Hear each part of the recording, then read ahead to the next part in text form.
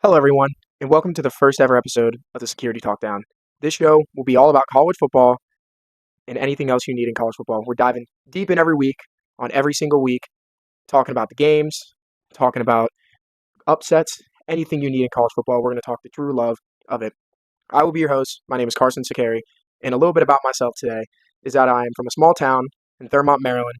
Grew up playing football, but fell in love with college football at a young age when my family took me to a game, and from then, it was just fireworks.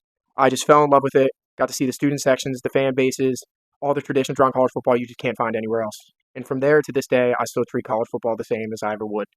I've been following the sport for many years. I've fallen in love with it every year more and more and just love learning about it. And doing one of these podcasts, it just make me happy. So people like you that love the sport like me, or just need some help betting or anything, can just simply watch these and don't do all the hard work and let me do the hard work because I enjoy it. About the podcast, I also do have a TikTok called Security Locks. I will be posting on there probably once a day. I'll be doing it, just posting bets, projections, anything in the week, but I'll give you guys a little bit of the rundown of my podcast. I plan to do these once a week on Wednesdays, but if we get a little more viewership, I'd love to do this more than once a week. I find a lot of passion in this and do not mind doing it once a week. But for the TikTok, Mondays might be some NFL, but a little bit college football. Tuesdays will be more of like a recap of the weekend, of the past weekend. Wednesdays, we'll dive in to the upcoming week. Thursdays, we'll do some NFL, a little bit more college football. Friday, there's a lot of Fridays, games in both college football, and Saturdays is our day. You only get so many Saturdays that you just get in a year, and we're going to take advantage of them this year. And I'm super excited, especially whenever we get into midseason where Conference USA and Matchins on Tuesdays and Wednesdays. It's just the perfect time, and I find a lot of joy in it. And definitely the first couple weeks of football this year, we need to make sure we know our facts going in, know our teams, know who we're working with, and not just the betting world, but just in general for the love of college football. But for this episode, since we don't have really any college football until next week of week 0, we're actually going to go over the Security Top 25. We're going to go over teams that you should not be impressed that do well this year, teams that might regress this year, and teams that have a lot to prove. And then we'll also go over my playoff prediction, and then we'll end it with the coach's hot seat going into the season to see if these coaches keep their jobs for the season or if they lose them. I feel that there's a lot of coaches this year that are very underrated that you wouldn't expect to be there, but they're 100% there, and will be interesting. But until week 0 next week, we'll mostly just talk that. Normal week, we'll talk week in, week out. I'll have some bets, all that stuff. But for today, I want you guys to get to know me a little bit and just learn a little bit about myself and how I view college football. So diving into the Security Top 25, before I do this, my top 25 is going to be a lot different than most people's. You have the AP pool, and you also have the coaches pool, and then everyone else's that just think theirs. My pool strictly goes off right now, right in the moment. I don't look at potential. I don't look at what ifs, basically. I'm all about in the moment, what talent you have now, how's that talent producing, and even injuries will go into this. I want to have this more just for people to know right now, right then, not what could be. And injuries could also determine a team too. You never know, but also mine will help with betting reasonings too, because I want to know what team on that day is going to win. What team is going to be better that day on that field. So diving into it, my top 25. I'll start at 25 and work down, but I do want to start with some honorable mentions that I do want you guys to look out for, and don't be shocked if they do end up in this top 25 at some point. We're going to start out with Louisville. Louisville just brought in Miller Moss, a very talented quarterback that will also have some weapons around him with Coach Brom. You have to look out for a guy that's that talented. Another team is Missouri. Missouri is a sleeper team actually in the SEC, and they're even getting talks to making the playoff with their very, very likable schedule in the SEC, which is very unheard of too. They did bring in a portal quarterback in Bo Perbula, who I think is going to have a great season for them. He can use his legs. He has an arm. He did it well at Penn State in the games that he had opportunities to shine, and I'm very high on them going into it, but they're barely on the edge of my top 25. And the last team that I kind of put this at like a 25A, 25B, but they were the one on the outside, and I'll get in it, is actually Pitt. Pitt actually has a lot of returning talent this year. They have 7 on each side, big quarterback, Holstein, running back, Desmond Reed, a lot of talent on the defense side of the ball, returning a lot of offensive line. They're a team that's in the ACC, a decent schedule. I think they can make some noise. I'm not saying playoff type noise, but they can definitely have some impacts. And don't forget that team did start out 6-0 last year and then had the injuries, and then they lost 6 straight. So I feel like they're also still trying to find their identity too. But rolling into my top 25, my first at 25th was the Navy Midshipmen, a conference that's kind of weak in the American, I feel, this year. Tulane will give it a run. But I think Navy bringing back Blake Horvat, a quarterback that just runs the whole system, a lot of returning talent. That team last year overachieved, I feel, and now this year is their actual expectations. They beat Army last year in the Army-Navy game when everyone thought they would not win that game. I'm very high on Navy this year. They've done me very well last year, not only betting, but just overall talking sports, and made me look like the guy I am today. I'm very excited for Navy, and I'm going to start them off high where they respect it. Number 24, another team that's not in the AP pool, but I have on my top 25 is Baylor. Sawyer Robinson, I think, is due for a breakout year this year. Players around him, we'll have to see, but any coach named Dave Aranda, I think he can get a team going. I mean, this team has been talented multiple years, year in, year out. A lot of people try to write off Baylor, but usually they just come back in. I mean, Baylor always has a receiver that you didn't expect to start the season well. He randomly comes in, does well. Sawyer will hopefully have to depend on them, but I do think they need some returning talent help, but I do not want to forget about this team. Moving on to number 23, I have Iowa State. Obviously, Beck, a lot of people are high on him. Some people are calling him the most underrated quarterback in the Big 12. I, for one, give him a respect. He's a very talented arm, I feel. His legs are up this year. We'll see how he does with his legs. But Matt Campbell, I think, is one of the best coaches in the Big 12, in my opinion. And I feel he's going to have that team ready for a big Week 0 matchup, which we'll talk about more next week. But I think they're going to be ready to go over in Dublin. Number 22, another team I don't have on the AP pool, but a lot of people are high on, and I think you should be too, and that is USC. The reasons I'm high on USC is because Jordan Mailata, he's also due for breakout year. Miller Moss left for Louisville. I think he's going to come in and take over the helm. And when you have wide receiver talents like Jacoby Lane and Malachi Lemon, you're due to have some talent. And also, your offensive coordinator is Lincoln Riley, who's one of the better offensive tacticians in the whole country. I feel like he needs to address the issues on defense. They did take a decent step last year, but let's see if they can do it this year in the Big Ten. Last year, they could not close out games. I think you'll see a difference in them closing out games this year. But for USC, I think it's either going to go one way or another, and I'm picking them to go the right way, not the wrong way. Hopping in number 21 is Indiana. I feel last year they overachieved, but they also did go out in the portal and get their problems. They lost their quarterback, so they went and got Mendoza from Cal, a very talented quarterback that I think did not get enough love last year, and I think in the Big Ten he's finally going to get his respect. They also have one of the best wide receivers in the Big Ten in Surratt. I think they're going to have a good connection, but this team did lose a little bit of talent, but I just think under Coach Signetti, he can get players fired up. He's just trying to basically try to mirror last year. I think he won't, but I will say he still will do better than most people will think. Number 20, I have Michigan. And Michigan, I want to make this clear right now. They do have Bryce Underwood coming in, but the way I do my top 25, it is not off potential. It is not off what ifs. And Bryce Underwood is the definition of a potential what if. He is a 5-star. He does have a lot of talent. I'm not going to argue that, but the reason I put this team at 20 is because Ron Moore is going to have that team ready. The offensive line's back. The defense has some talent up front. Defense has always won them games. It's only a matter of time before they're going to win games in other ways. But I think for now, if I saw them right now, their defense is what I'm worried about, and I'm making Bryce Underwood beat me with his arm. You do not see many freshman quarterbacks come in and do too well in college football in general, and if they do, then good for them, and we'll have them higher ranked in the future. Moving on to a team I'm very high on at number 19 is Georgia Tech. Georgia Tech, I feel like, is not getting the respect they deserve, in my opinion. Brent Key is one of my favorite coaches in the ACC. Bringing back Haynes King, the dude can play ball. They're giant slayers. Everyone knows that. They're a team that throw on my schedule after a bye week or after a big game. I do not really want to play Georgia Tech because they're always ready. I mean, last year, that 8-game overtime with Georgia was just such a fun game to watch, and I just think that is the identity of Georgia Tech. They just never give up, and they're going to fight, and that's what Brent Key does for them. I do think that this team needs a couple more returning players, but I feel like they have some talent somewhere in there that they've had over the past couple of years. But at the end of the day, I think Georgia Tech is a team to watch. Rolling into number 18, I have Kansas State. The Big 12 is obviously a fun conference. There's so many teams I can put on this list in the Big 12 that you just are honestly going to be taking a guess if you think you're right because there's so much talent in the Big 12, but it's so spread out. You don't know who's really going to win this conference. And that's why I love the Big 12. But going into Kansas State, everyone has their eyes on Avery Johnson. The guy can play ball, his legs, his arms. Dylan Edwards running the ball. A lot of people forget about his 4-game touchdowns as a freshman at Colorado against the reigning runners-up at TCU. He balled out. He's a player. I'm excited to see him this year. I think he's going to take a big step in that system as well. But overall, they do need to have some other players step up as well. But once again, big top 25 matchup in any pool you look at between Iowa State and Kansas State week 1. I'm super excited for that matchup. And I'll have a lot to say of what team probably has a good chance of having a chance to win the Big 12 just in week 0, which is awesome about this sport. Number 17, I have SMU. I feel like this team has a problem, honestly, trying to come off what they did last year. They definitely overachieved in their first year in the ACC. They made it to the conference championship, lost on a long field goal by Clemson, and then they make the playoffs and they go to Happy Valley where they did get dominated, but it was still just very impressive to see such a small market team that you think make it that far, but people forget how SMU used to roll. They basically started NIL in a way, and now they have one of the richest NILs behind a few others we'll mention later. SMU wants to be a powerhouse in the ACC, but I think for this year, they need to lean on Kevin Jennings, and then their Mackey watch list, Maryland, RJ Maryland, I think is a very talented player. He got injured last year, so people forgot about him, but Kevin Jennings, RJ Maryland, they need to lean on them. I do feel like they'll have some problems this year, but don't be also shocked if this team overachieves, I guess you could say. 16, I had Texas Tech. So much talk about Texas Tech right now. Signing all these big 5-stars out of nowhere. Where's all this random potential coming from? I'll tell you one thing, Texas Tech is a fun team to watch.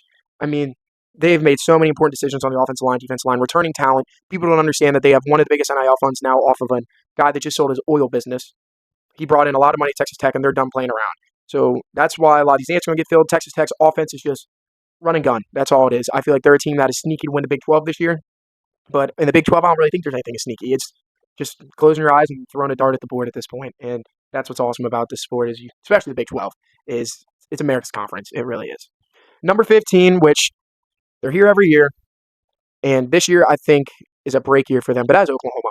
Oklahoma, look, a lot of people, I understand you're going to sit there and say they went 6-6 last year. They haven't been able to get to the SEC. They're struggling a little bit, but they went out and addressed the problems in the portal. In my opinion, they brought in one of the best portal classes. They went out, they got a great quarterback in John Mateer, who is going to be one of the best quarterbacks in the transfer class. I think he's going to stud out. I know he's been going through some allegations, but he'll get past those. They're not bad. Gambling, it's a joke. Don't worry about that. Just move on from that. And then they also got one of the best running backs in the portal, Jay Knott from Cal. They addressed their issues. Brett Venables is still their head coach. He's a defensive-minded coach, and he went out and got offensive weapons. He's handing the keys over to someone that I think can get it done at offensive coordinator, but I just want to see Brett Venables this year finally take that team and get back to what they used to be on the national level. But tons upside on the offensive D-line. That's where the returning talent comes. Number 14, a team that always gets predicted in the top 15 that always ends up not there at the end of the year.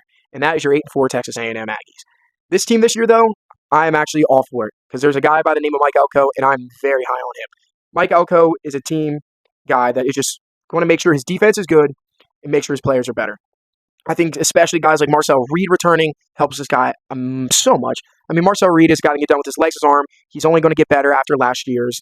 And I think this team finally breaks the 8-4 seasons. I don't think they're going to break it fully going to the SEC championship and playoffs, but I think they're going to take a big step, and this team has high futures with Mike Elko because he's done it everywhere he's been, and it doesn't make me think he can't do it somewhere, especially he's at the school with the biggest NIL fund he's ever had.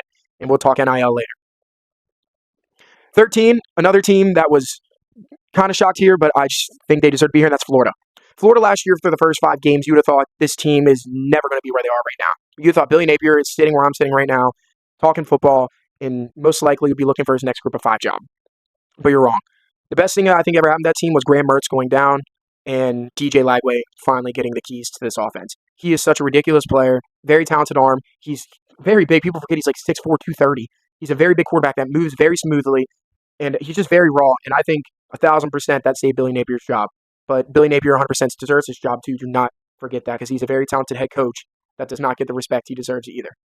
If you don't, go watch the SEC documentary and you'll understand.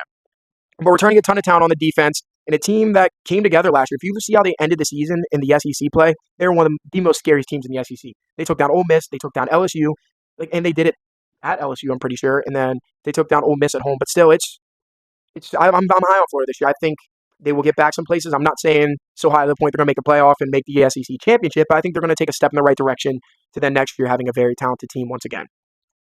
Number 12, I'm moving in to Illinois. Illinois has one of the highest returning production talents coming. They had an amazing year last year. They finished the season being one of the hottest teams in college football, in my opinion, in South Carolina. This team under Brett Bielema is very talented. They had one of the best seasons probably in school history last year. Brett Bielema got this team ready. They're returning big players like Luke Altmaier and probably 2 out of the top 4 corners in the Big Ten on their defense, returning a lot of talent. This team could definitely make it down the stretch in a conference that's very top-heavy in the Big Ten. They could finally break that stigma of the Big Ten doesn't have some middle ground teams that can do some damage. Moving on to number 11. We just talked about a team that had a high producing returning rate. Let's talk about the highest in Arizona State. Arizona State overachieved last year, but now they're showing that this is a standard. Kyle Dillingham is becoming America's favorite coach very fast in my opinion. Arizona State's going to take steps. They're in the Big 12 once again, a conference. You just not know what's going to happen. But when you have players like Sam Levitt and then Blitnikoff, watch list receiver, and Jordan Tyson, who could have a breakout year, there's just a bunch going on here. And they return almost every single player on defense except the one D-end. So all that team that went to the quarterfinal last year, almost beat Texas and should have beat Texas, but led up a 4th and 13 blown coverage in overtime. That defense is coming back. I'm very high on Arizona State. There's a lot of movement that can happen. But overall, I feel like this team should make movements, but I was really on the fence about putting them in the top 10. But I decided to start my top 10. I started with actually South Carolina. A lot of you guys are like, South Carolina that high? What are you doing? Well, that's because they have a guy by the name of Lenore Sellers, and they have a coach by the name of Shane Beamer. And Lenore Sellers is going to be one of the most household names in college football by the end of this year, and I'm not lying. He is a beyond talented guy that can throw the ball, pass the ball. He came into the SEC last year as a true freshman, and he looked like a guy that was in his third year by the end of the season. I'm super excited for this team. I think they have such a high roof. They have a workable SEC schedule. They do have to play Bama. They do have to play LSU, but they do have Bama at home, and I think that's a very big game to watch. It's going to be at Nice, William Bryce. That's a hard place to play. Moving into number 9, you got Bama. Bama, there's so many question marks about this team this year, but you can never question mark a team with such a high blue chip ratio. There's question marks at quarterback, which I think is going to be the biggest thing, because like I said, in this top 25, we don't go off potential what ifs. So right now, you have a question mark at QB, question mark at DBs, a bunch of question marks. Kalen DeVore, second year, will he do well? And obviously a team that just dropped games last year that they usually don't drop to Vanderbilt and Oklahoma. Will this team get back to what they need to be or not? But with the team with such a high blue chip ratio and Kalen DeVore's won everywhere, I have a lot of confidence putting them in my top 10. Number 8, I got LSU. And LSU I'm super high on because of Nussmeier, obviously. Their defense is bringing back some pretty decent linebackers in the Weeks brothers. And not only that, they have some wide receivers that can play. Brian Kelly, there's only a matter of time before he can really get this under control. If he doesn't, he will be gone. But they do have a very hard Week 1 matchup. I think they have a lot to say, and LSU struggled in Week 1. So I'm going to have this team at 8 right now, just in this moment, in this right now. It's how we do my top 25, but I think you could see some movement from that team in upcoming. I did make this list about 2 or 3 days ago, and I probably would fix it, but I can't really now because of injuries. But I have Oregon at 7, but Oregon having a question mark at QB and Dante Moore. He did start 1 year at UCLA, but he hasn't played the Oregon system yet under Dan Lanning, but he has shown flashes that make me want to put him here. But obviously, they lose so much production. They lost Tej Johnson. Evan Stewart is most likely done for the year. There's words now that their top corner just broke his leg, and then another 5-star wide receiver just got dismissed from the team. There's a lot going on here right now, and not only that, their last 2 games of the season, their defense was just all over the place against Penn State in the conference championship and then Ohio State in the Rose Bowl. And they let up 40-plus points, and that team needs to definitely address some issues, but I still think they are a top 10 team in the country. Blue chip ratio, again, you'll hear me talk a lot about that, and I think this team will hopefully get under control with another workable schedule this year in the Big Ten. Moving on to number 6, I have Notre Dame and Marcus Freeman. He is a very, very talented coach, knows how to recruit. He's probably one of the best recruiters right now in the cycle coming up in 2026. He's recruiting at just such a high level. I mean, this is the Notre Dame we used to know. They used to go out, get some of the cream of the crop kids, bring them in, develop them, and be national championship contenders. And obviously them returning a running back duo as good as Love. I just hope Love can stay healthy. That's the thing I'm biggest worried about. But their O-line is some question marks, but I think they addressed it. And then QB, obviously, losing Riley Leonard. And secondary, losing guys like Xavier Watts is never easy, but they do still have some talented wide receivers.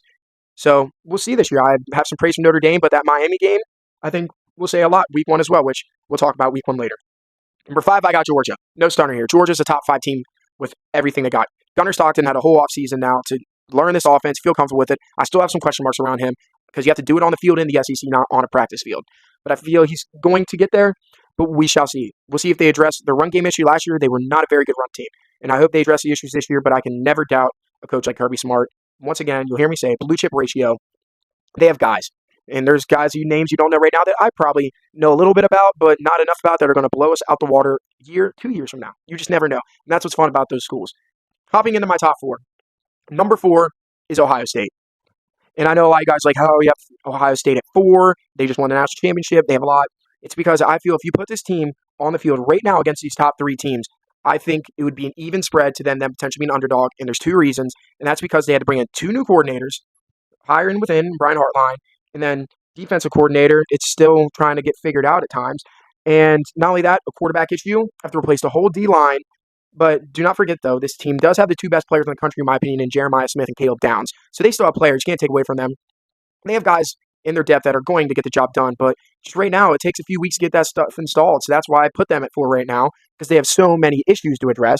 But they have the talent there. And I think this team could easily end up in the 1 spot within a couple weeks. And obviously, that Week 1 matchup against Texas, I think every single person watching this is excited for that matchup. So we'll see there. Number 3, I got the Penn State Nittany Lions. The reason I have Penn State above Ohio State is because they have all the issues addressed. They might not be more talented players, but they have the position to address it right now. They went out and got one of the best defensive coordinators in the country, and Jim Knowles poached him from Ohio State. Andy Kotelnicki is one of the better offensive coordinators in the country. They have top coordinators, 2 of the best running backs returning in Nick Singleton and Kaytron Allen. Drew Allers in a big statement year. Defense, you got denied. It's just there's tons of talent, but the thing that's always been holding Penn State back is wide receivers. And did they address it? They went out in the portal. They think they addressed it. We'll see how those 3 portal transfers do this year, and if they did address it.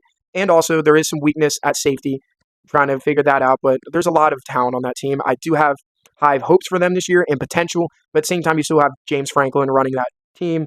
So there could be some question marks, but can he finally take the step? At number 2, I have the Texas Longhorns. I do not have them number 1. I have them number 2.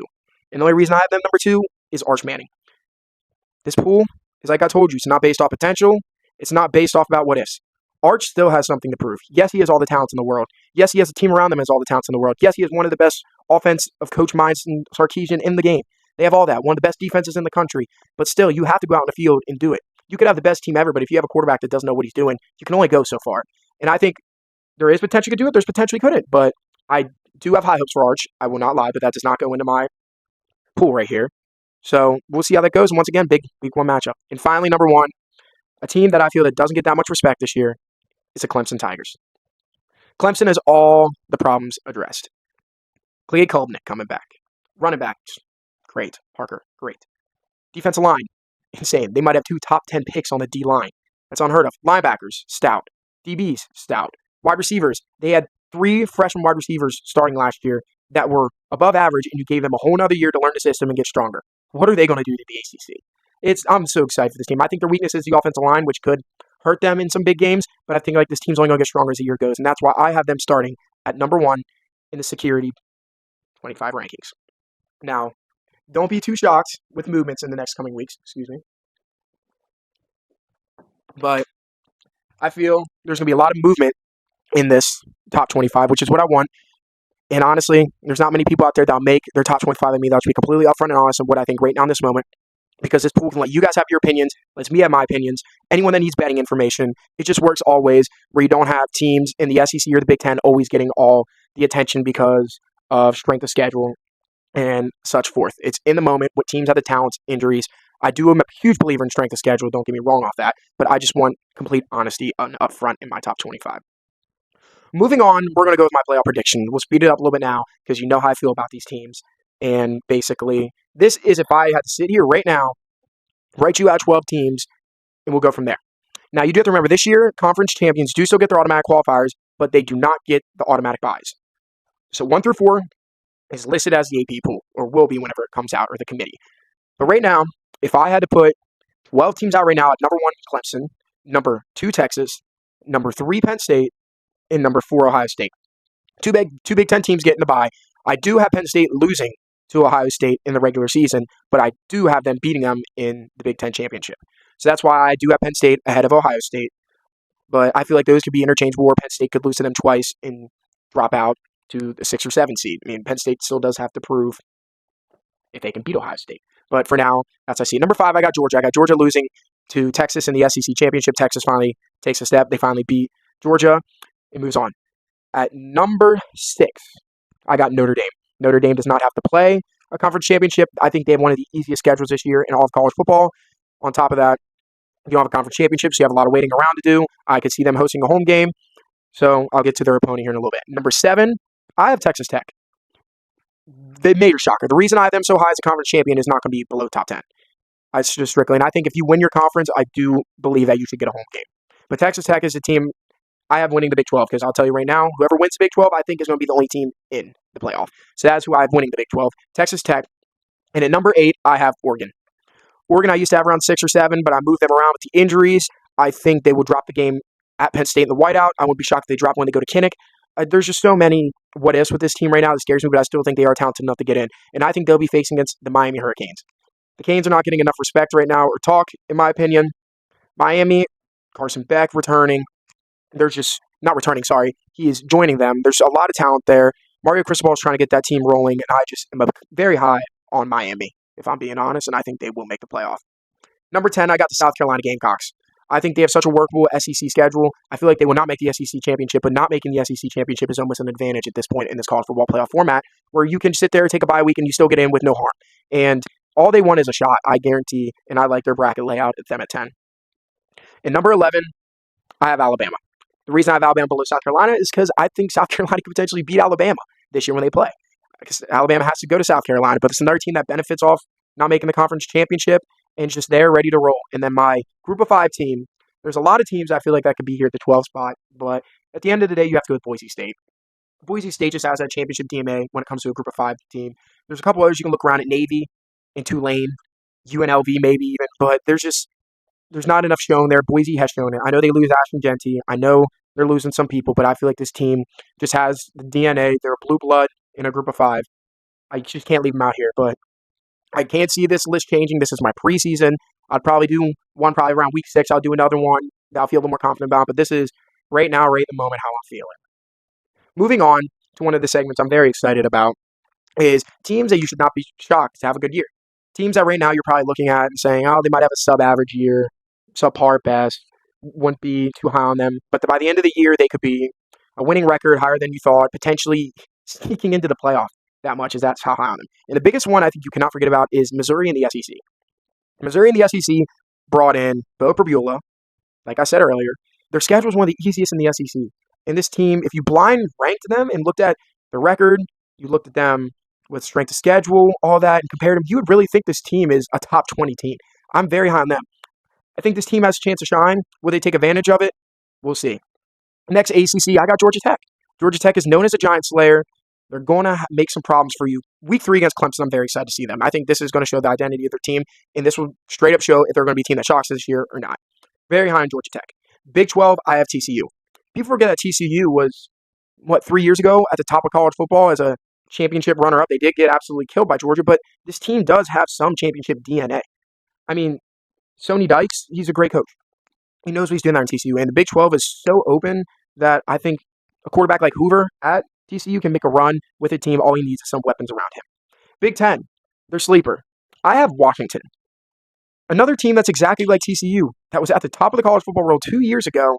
I know their coach did leave in DeVore, and he did go to Alabama, but they brought in a coach in Jedd Fisch 2 years ago who had Arizona looking back to the old Arizona days, and now look what happened to Arizona, and Jedd Fisch is going to take that exactly to Washington. Their quarterback, he's a playmaker that you will hear from a lot this year in Williams Jr. I think he's going to impress a lot out there. I really do. I think Washington does have a decent Big 12 schedule. Big 10. Big 10 schedule, and I think they're a team you should need to keep an eye on. Don't be shocked if they're 9-3, 8-4, even 10-2 potentially. Like, this is how high I am on this team. And finally, obviously, South Carolina. I said I wouldn't be shocked because people are high on South Carolina, but we'll see how it goes. And for a group of 5 team, you can't leave out the group of 5. Got to show you guys some love too. And I'll definitely be showing a lot of group of 5 love this year too for all you guys out there that like all college football. I promise you guys, I'm not a power 4 guy. Focus on one. I love everything about this sport, and I'll talk to you guys about that at the end of this podcast. But I have Tulane, adding Retzloff from BYU, who left there due to reasons that are beyond us. He was a very, very talented player at BYU, and I think that him going to Tulane only makes his team better. And another team that you have to watch for is UNLV. UNLV went out and got head coach, Dan Mullen, who had a stint at Florida and looked very, very, very talented. He brought in some former 4 and 5 stars like Alex Orji and many other people to UNLV that can make this team very, very competitive in a conference that really only has Boise, in my opinion, right now. I would not be shocked if this team makes the conference championship against Boise. So, with that being said, I want to move on to teams that have a lot to prove this year. Now, I'm going to start out by saying this. I think the whole SEC conference in general has something to prove this year. And the reason I say that is listen to all these facts I say right here about all these teams in the SEC. Florida. Did Billy finally solve the problem in Florida? Is DJ Lagway the savior? They have to prove that after last year. They think they found it, but will they show it? Auburn. Hugh Freeze is on a major high class this year. People are watching him.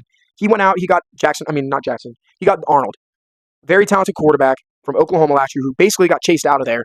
Hugh Freeze, he's under a lot of eyes this year. Can Cam Coleman help this receiving core? They also went out and got Eric Singleton. There's a lot of what-ifs there too, but this team has a lot to prove because Auburn is a blue blood in the SEC, and I'd love to see them come back to where they are. Vandy. Was last year a fluke? 6-6 for Vandy being considered a fluke is very, very shocking. They probably don't like hearing that, but they beat Alabama last year. Was that a fluke? Can Diego Pavia, can Eli Stowers show that it was not a fluke last year and get this team to a bowl game once again in a very tough conference with a pretty hard schedule? I'm a huge fan of Diego Pavia. I've been it since he was at New Mexico State. I'm very high on him, and I think Vandy will once again show that they are a talented team. But first off, they have to prove it. Oklahoma, will they get back to the fear program they used to once be? Brett Venables is under a very big eyeglass again this year. They went out. They got really good portal class like we talked about. I think they have a lot to prove this year as well. Bama. Will Bama return to what they used to be? Like I said earlier again, they dropped games to Vandy. They dropped games to Oklahoma. That was not in the Nick Saban era. That was not in the Bama DNA. Will they get back to what they used to be? And will they win the games that they were supposed to win and get back on the top of the SEC where they belong? LSU. LSU has a lot to prove this year. Brian Kelly in week 1 alone. He's known as the guy that always loses week 1 games. Now you're going to go to Clemson in what they call their Death Valley. We'll see if it is the Death Valley in Clemson. But they just have so much to prove. Nussmeier in the documentary, the SEC one, Week said, if you come back and win the national championship, you're putting that out there. And I think that is a lot to say. So they have a lot to prove. And finally, the last team in the SEC I think that's a lot to prove is Texas A&M. Will Elko finally get over the hump of the 8-4 theory? They have tons of talent this year. Will they finally get there? I think they have the talent. Will they do? And finally, in general, I think overall, through the table, a conference of the SEC has a lot to prove this year. 2 years in a row, the Big Ten has shown that they're more top-heavy and dominant up-top teams.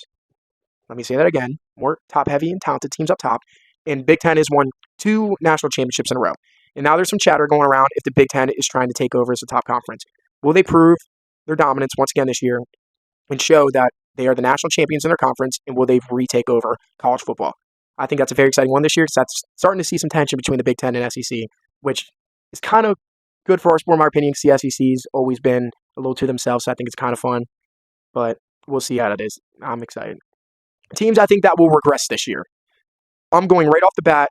I'm going Tennessee. And I think this is not a shock for all you guys. Lost Nico Iliava. Lost some other pretty decent talent. Losing a guy like that, especially how they did, never works out. I think this team should be very happy if they win 8 games. Heupel, very great coach, offensive coach, but I think you sadly see this team trouble. SMU, another drop-off. I think Lashley, I want to say he knows somebody has to do a lot this year, but a lot of people are writing them off. But they also had a very easy schedule last year that worked with them this year, not so much. Syracuse lost Kyle McCord. Huge fan of Fran Brown. Huge fan, but I think they have a lot of turmoil coming, and I believe that they're not going to do as great as they did last year. For some reason, I don't know why I feel this team is going to regress this year, but Ole Miss. There's something about a team that just lives in the portal, going everywhere. Austin Simmons, everyone's very high on him. I personally want to see it first. But a team that lives in the portal sometimes just have up years and down years. If you look at last year at FSU, that is a definition of living in the portal. You're going to have up years, you're going to have down years. I don't think Ole Miss is going to fall to the Florida State level. I'm going 2-10 everything, but I think they're not going to exceed as much as people think this year. And finally, the last team that I feel like is going to regress this year is Army. Army had a very talented team last year, lost a lot, let alone it's never easy losing a lot of talent, but when you're at an academy, it's even harder. Can't use the portal, can't use resources as much. So I feel that they will regress, but they still will have their shining moments as Army always does. Finally, hopping into the last part of this podcast today is a hot seat of coaches. I have about 8 names right here that I think all could potentially lose their job in potentially the first 4 to 6 weeks if the problems aren't solved, if not by the end of the year. And the biggest one I have on the list is Sam Pittman out of Arkansas. They have not been doing so well. Actually, his first year was his best year. His second year was less. Third year was worse. He's been regressing slowly. I'm a huge fan of Sam Pittman, though. Do not take anything bad from that. Great coach, great offensive line coach, but I think he's might be on his way out, sadly. And there's even rumors that there's a guy trying to take that position, but we'll talk about that another day. Coming in next, Lincoln Riley. I think this is not a shocker. They want winning now at USC, and if he's not the guy, they'll get him out. That's simple. Luke Fickell. I think this is not a shocker either. Wisconsin, they're used to be a pretty known name in the Big Ten. Now they're disappearing. Luke Fickell is just simply not getting it done there at all. I feel that he might be on his way out. Brett Venables at Oklahoma. Huge prove-it year. I think he has this year to prove, and if he doesn't, gone. Hugh Freeze at Auburn. Same deal. Huge prove-it year. If you don't prove it, you're gone. Mike Norvell at FSU, which is crazy to think a guy that just had an undefeated season 2 years ago is now in the hot seat.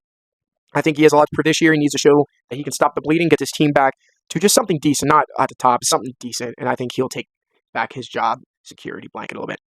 Sadly, this one, Brenton Pry. I think at VT, Virginia Tech, he is on the hot seat. I think they expect more out of him. I think week 1 against South Carolina for VT is just going to be an eye-opener of what Brett Venables' season may be. I hope it won't happen, but I think there's a possibility. And finally, my last coach on the hot seat is Mike Locksley at Maryland. He has not been doing too well at Maryland. You have very good NIL at Maryland. You should be able to recruit that area in general where Maryland is at located in College Park. I think they should be recruiting better. They're not winning their in-state kids. They're losing them to schools like Penn State, Ohio State. They're losing them, and I feel like he's on the hot seat. Well, with all that said, that is episode 1 of the Security Talkdown podcast. I hope you guys enjoy. I really want you guys to know that I grew up loving college football. I mean, everything I say. And I grew up in an era where NIL wasn't a thing and the BCS rankings was a thing. And it's one thing I very appreciate about college football. And now in the world of NIL and 12-team college football playoffs, it's a lot more information, but I still find a lot of joy in it. And NIL is definitely going to be interesting here in the coming days. It could be in the future. You just never know. And the BCS was very fun, but I love the college football playoff too. But just know we're going to have a very fun season with this. I appreciate any of you guys who watched this episode today. Thank you so much. Hopefully see you guys next Wednesday when we talk about week 0. Thank you. Goodbye.